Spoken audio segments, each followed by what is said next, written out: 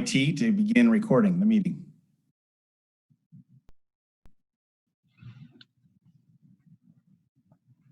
Okay. And we're cleared. Oh, there he is. All right, great. So I see we have everyone here. I'd like to call this meeting of the Port Hueneme Water Agency on November 16th, 2020 to order. And if we could get a roll call, please. Member Hernandez. Present. Member Marcus. Here. Member Munoz-Schnapp. Here. Ex officio member Jacobson. Here. Vice Chair Rollins. I see you, sir. Your mic is muted.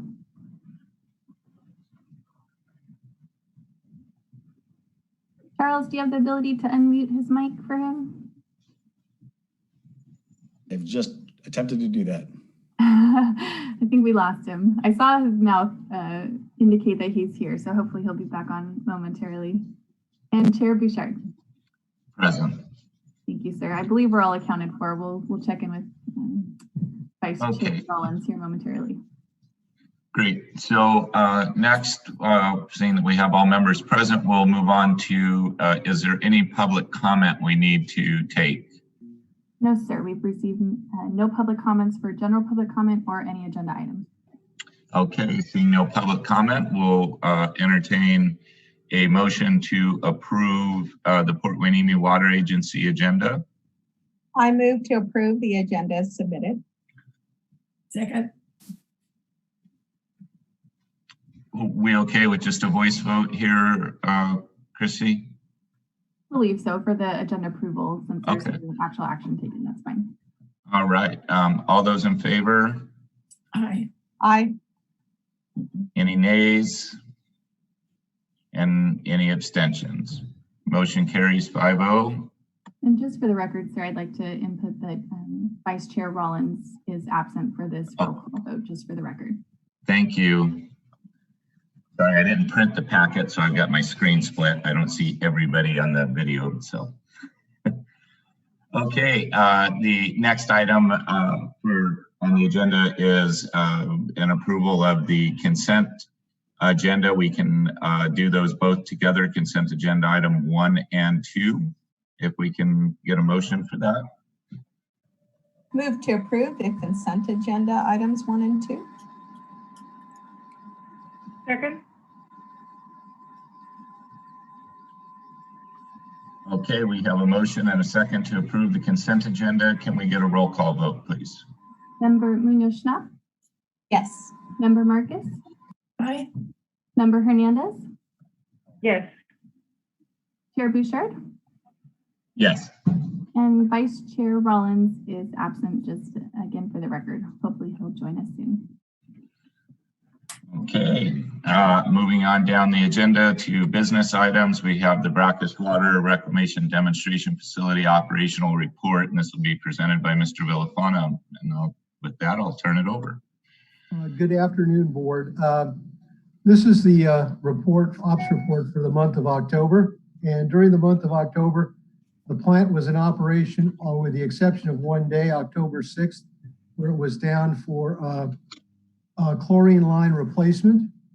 Our water demand during the month of October was 3.94 million gallons per day, which was less than September, which September's demand was 3.99 million gallons per day. Last October 2019, the plant operated continuously and our demand was 3.41 million gallons per day. During this month of October, the SDI levels were all, the silt density index levels were all below 1. And our water supply, 79% came from United and approximately 21% came from Cayugas. And we were well within our water supply allocation. So that's the report. Are there any questions? Is there any questions from members of the board?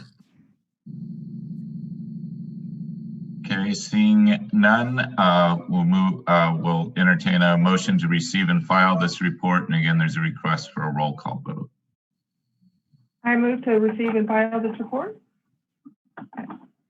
Second. Okay, if you can take the roll call vote, please, Christine. Sorry, sir. Who was that first motion made by? Laura Hernandez. Okay, there's a slight delay and I didn't see the Laura. mouse movement matching. I'm sorry about that. Member Hernandez? Yes. Member Munoz-Schnapp? Yes. Member Marcus? Aye. And Chair Bouchard? Aye. And Vice Chair Rollins is absent again for that motion. I see him coming back. He's absent for that. All right. Do you want to test your audio before we move on to the next item? Sure. Yeah, I just put it on my iPhone. I couldn't put it on my iPad for some reason. It's still waiting. So I Okay. can see my face, but now I can see your face. So life is good. All right. Well, we can hear you now, and we moved through most of the business of the agenda. We're on the final item, which will be a verbal report on the water line repair from, again, Mr. Villafana will be providing that.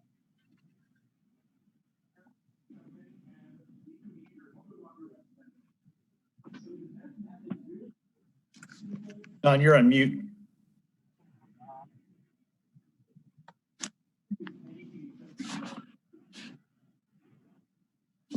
All right, yeah, just going to be pulling up the PowerPoint presentation. I need to got a brief PowerPoint presentation on this, so need to share the screen here.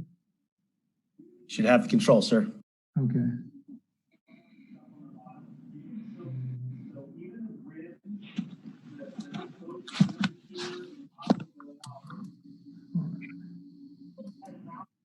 All right, can everyone see this?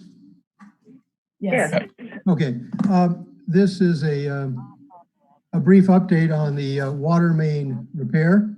It's complete, and Hey, yeah, July 22nd, early evening, we got a call, 911 dispatch, and Oxnard PD, fire, police, United Water, Oxnard Water, Port Hueneme Public Works, we all responded, and were notified, and we found out it was a feed from United Water. But we went on immediate backup to Callegas. And hold on one second, please.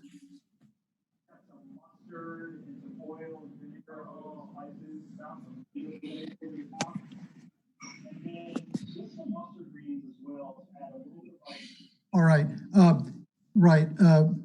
that Wednesday night, we were out there, we all responded, we were assessing the damage, and the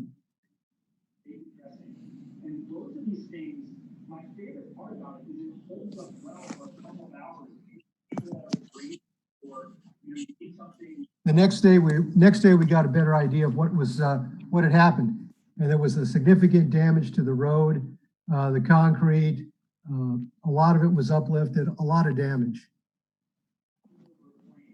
We assessed the situation, and we have a 24-inch distribution line that comes from the plant, and it was now at this time carrying all Callegas water. And this was right next to the 18-inch line from United that ruptured. So we evaluated it and decided that the best way to protect our 24-inch line was to make sure everything was intact and backfill the sinkhole with slurry and then create a bypass. And this is an aerial view of the intersection and the work area. And this is a picture, an aerial view of the bypass we put in. You can see where the orange star is.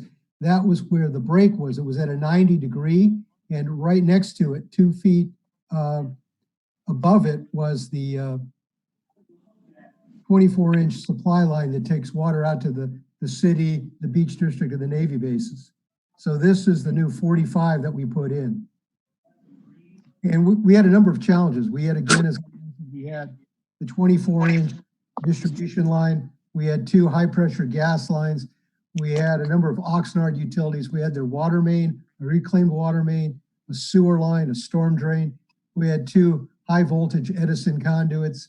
We had Oxnard traffic signal conduit and sensor loops. In addition, because of all the utilities, there were limited clearances. So we reached out to the State Water Resources Control Board to ask for a variance in case that we could not meet the code minimum clearances.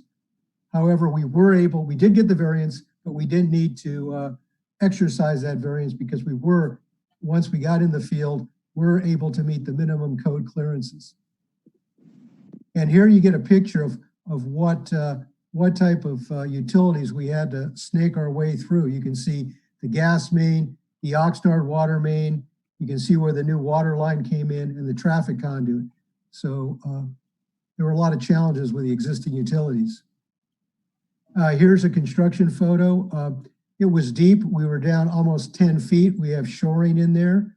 Up in the upper right-hand corner, you can see a large valve that was pre-assembled, and then we were lowering it into the hole to hook up. And then once we got the line installed, the task of returning that line to service, we had to flush the line from any debris that was in there. We had to pressure test it. We had to chlorinate it and document the disinfection. We flushed the chlorine water from the water main. We had to collect bacterial samples from the water main. We had to send, and when the samples came back and the State Water Board gave us the okay, we were able to return the water main back into service so that we could go back onto United Water. Here's a photo. You can see us pressurizing the line. In the middle photo is a Baker tank. As we had to flush the chlorinated water, we just couldn't dump it into the storm drains. We had to take it into there and then dechlorinate it. And then just a picture on the right of a pressure gauge where we were holding the pressure on the line. And here's an aerial view. The final phase was the street reconstruction. And here's a good aerial view of the limits that we had to reconstruct. There was a lot of damage to the asphalt and to the concrete gutters. The city of Oxnard, we are in the city of Oxnard at this location. They prepared a plan. We had to do it to their standards. And this is the plan they prepared. The intersection repair schedule, we had to get an encroachment permit from the city of Oxnard. We had to submit material review to the city, our material submittals. We had mobilization. We had the demolition of the damaged concrete.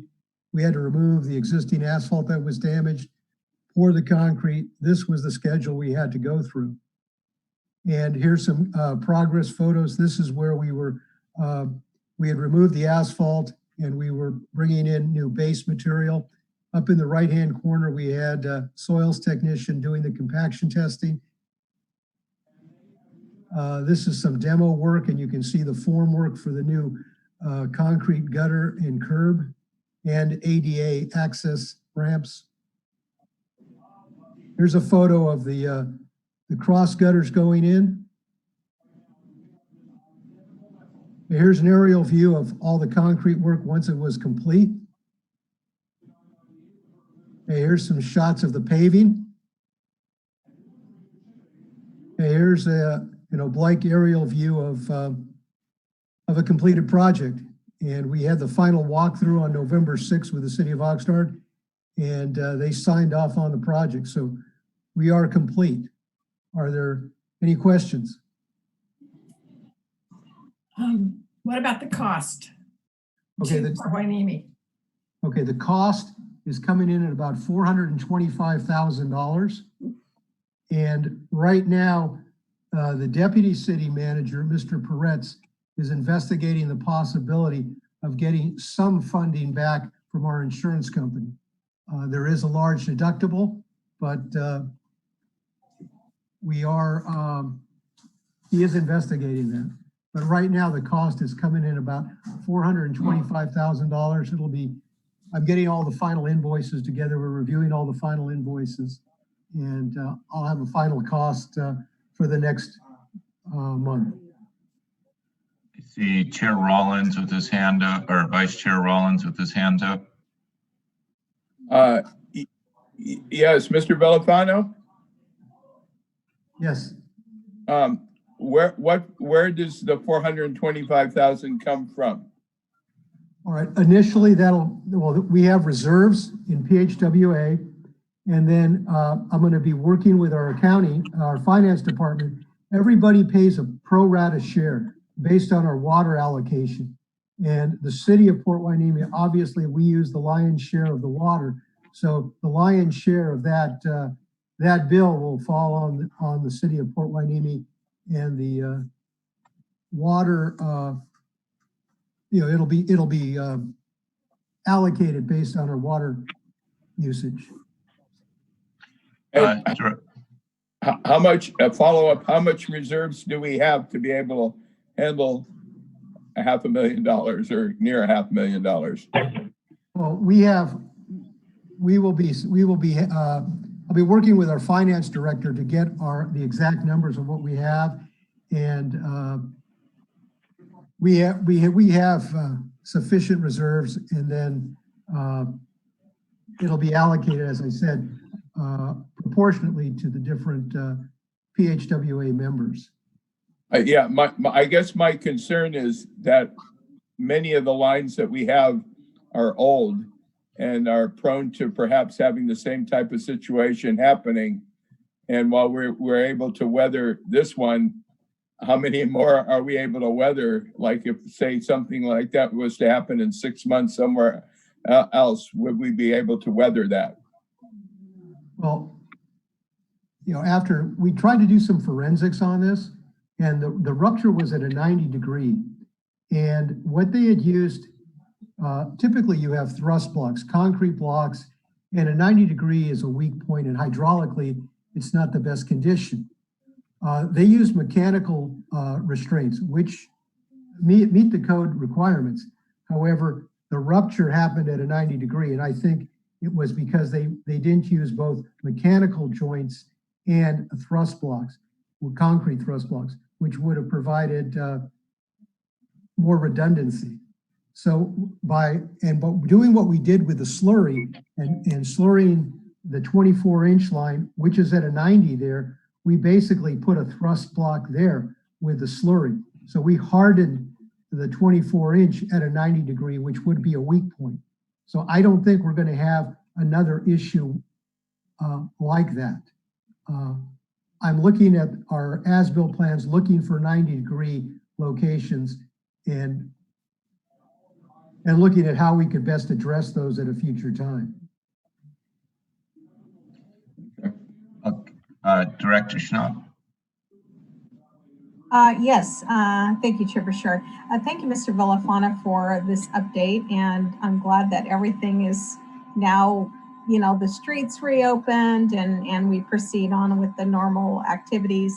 One of the things originally I think you had mentioned, or maybe I had heard, was that the rupture occurred when there was possibly a change in water pressure. And I'm wondering if that ever came through in the forensic work that you're doing about what caused this line to rupture. We're still investigating that. We saw some anomalies on that, but we just, our main focus was to get the line back in service and then to complete the repair. But we will be spending additional time now that that's been completed, doing additional forensic work and seeing what kind of data we can collect from the recording instruments that we have.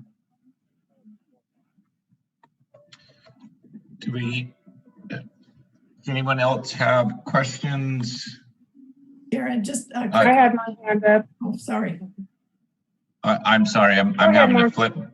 flip back and forth. Can we maybe close the presentation if we're not going to go back to it? I can't see everybody. There we go. Laura, go ahead. Oh, thank you, Director Marcus.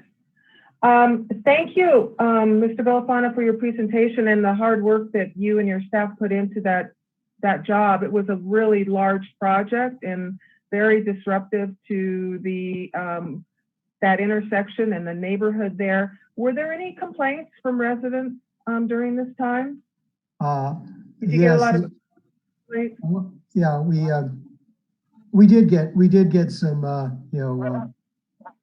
people that were anxious to get it open. We tried to explain to them, we tried to put notices out and let them know that, for example, once we poured the concrete, we had to let it set up for 7 days. And then the city of Oxnard, once we paved, they have a requirement that they would not let us stripe for 7 days. So that added time to it. Also, early on, when we were submitting we had to submit a plan to the city of Oxnard for their review of how we were going to do the repair. And that took some time too. So those were all, times where there wasn't much activity going on out there at the site. So that's when we got the most complaints, when people perceived that nothing was happening. And we tried to let the residents know what was going on. How did you do that? Were you providing regular updates by notices or telephone calls? How were you letting folks know what was going on with the project? We just had people in the field. We interacted with the residents that were nearby, and we did do some a little bit of outreach, but it was primarily just people asking questions and us passing the word to people in the neighborhood that were going by, that were asking. And of course, we did keep. I have another question. I'm sorry, go ahead. Oh, no, plus we were keeping, Oxnard Public Works in the loop also. So they were aware, and if they had questions coming in to their department, they were giving out the same answers, that they were just, it was ongoing process. I wanted to ask you about possible mitigation measures when you complete your forensics. I'm really glad to hear you're looking at other possible 90-degree angle connections, because, my mind, I think about a major earthquake, and, we could see multiple sinkholes and breakages in following a major earthquake, causing kind of problems throughout the area. And this was just one, but I think identification of those 90-degree angles will be really useful to, one, look for possible ways to mitigate it, so you prevent it from breaking, and then two, you'll know where your problem areas are going to be should we have a major earthquake. Right, that is one of the things. I'm looking at a multitude of things to, if you will, harden our system in the event of an earthquake. But we have a number of supplies on hand and couplers, and we're ready to handle a number of water line breaks. We've stockpiled materials at our water plant. Last year, I joined CalWarn, which is a mutual aid organization, so that I could call up Cayugas Water and ask for assistance. I could call up Goleta Water and ask for assistance. All those things were things that we were doing to try and make sure that we were ready in the case of an earthquake or other event that we had multiple water line breaks with. I'm still on the city side. We're still in the process of rehabilitating those 2 emergency wells, so that if we had a disruption to United Water, I have 2 wells, one on the north side, one on the south side, that we could be pumping water into our water system. I'm still in the process. I'll be coming back to the city, not to this board, but I will make a presentation to this board, but to the city council on December 7th, asking authorization to award a consulting contract for the design of the cross-base pipeline, so that we're going to be bringing water to the north side across the Navy base. And so we're providing a better loop system and addressing the fire flow issues on the north side. So we're looking at a multitude of things to both harden and improve our water system over the next several years. I think that's great. That's really good to look forward and to anticipate those kinds of problems. That's all I have. Thank you. Good job. Dr. One more thing I just want to make. Oh, please. note that, it's a team effort, and Pete Martinez has been very helpful, and we're working collaboratively, to make sure that, we can support each other's water systems if need be. Mhm. Good practice. Director Marcus, did you have a I'm back. question? I just, yes, I do have a question, and I do thank everyone that was involved in this. It was, it's what keeps people up at night, I think, but among other things. But I'm wondering, can you remind us, when was this installed, this line?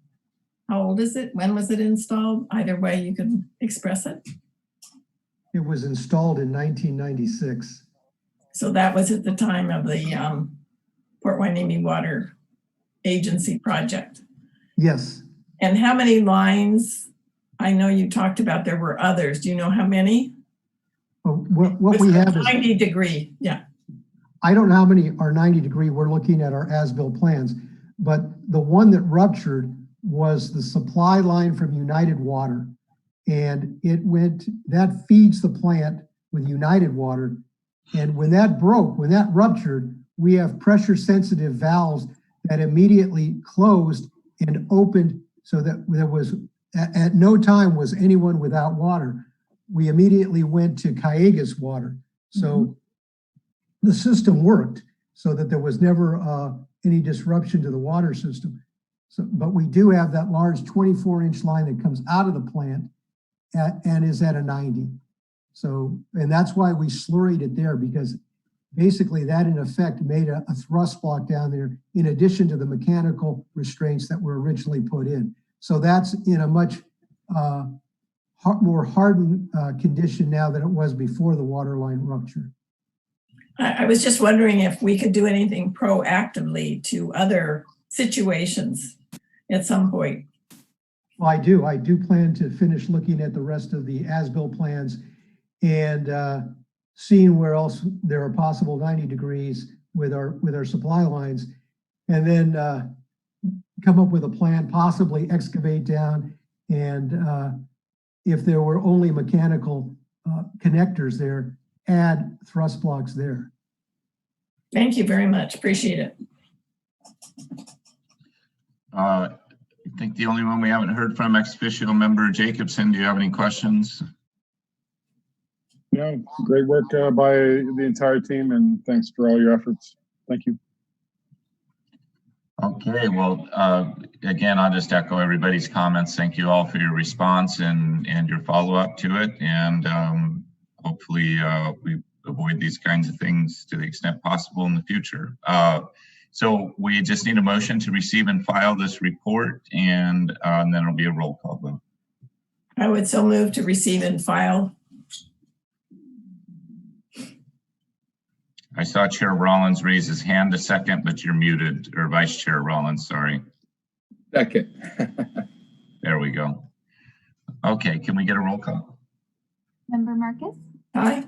Vice Chair Rollins? Yes. Member Hernandez? Yes. Member Munoz-Schnapp?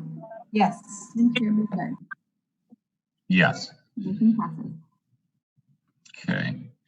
Now we'll move on to board member reports, comments, and requests for future agenda items. And I'll just move across the tiles as they're on my screen here. So we'll start with Director Marcus.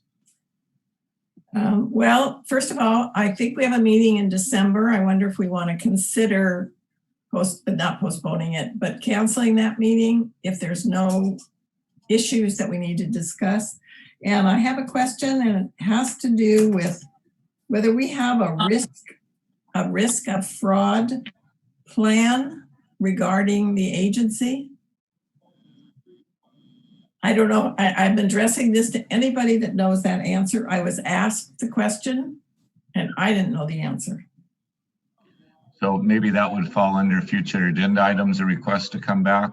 I think so. If nobody has the answer, that would be great. Thank you, Jared. Okay, Member Munoz-Schnapp. Yes, thank you, Chair Bouchard. Well, I will hear beginning of December And so that would mean that today is my last day. And it looks like my internet connection is a little unstable, so hopefully I'm serving on the Port Hueneme Water Agency. It's been an honor and a privilege to serve on this organization. I've been on it for a number of years, and last year I actually chaired this esteemed group. And so with that, I just say, you know, continue the good work. That we had quite a bit of things that we had to undertake, as well as you could see just recently something new for us to consider, knowing that we have an aging infrastructure, but I know that the plans are such to make sure that we can repair and replace and continue the good service that we have to our residents and all the organizations that are part of the Port Hueneme Water Agency. Thank you. Ex officio member Jacobson.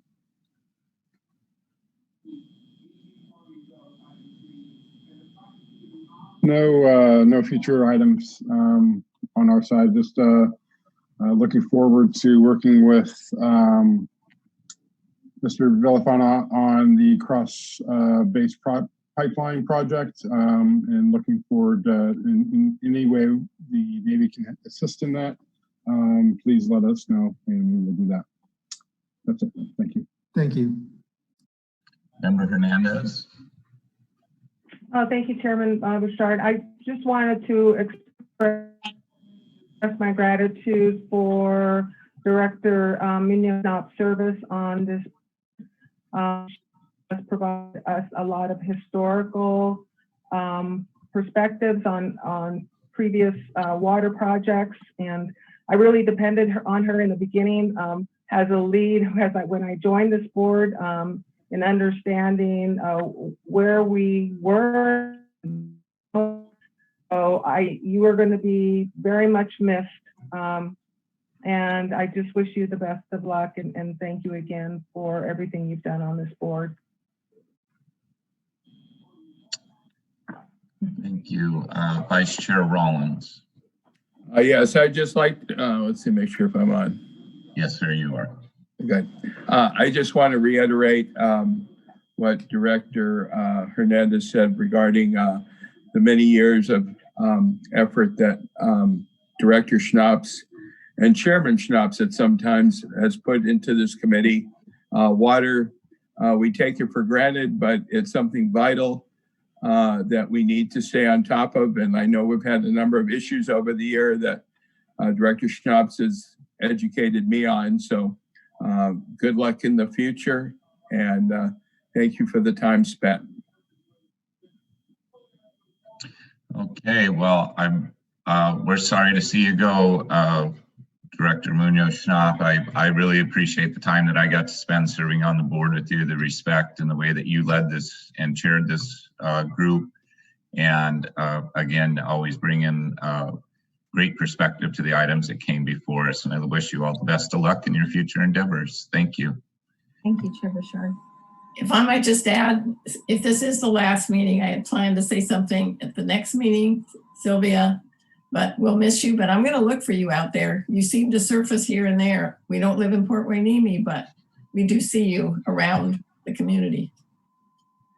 Good luck and thank you.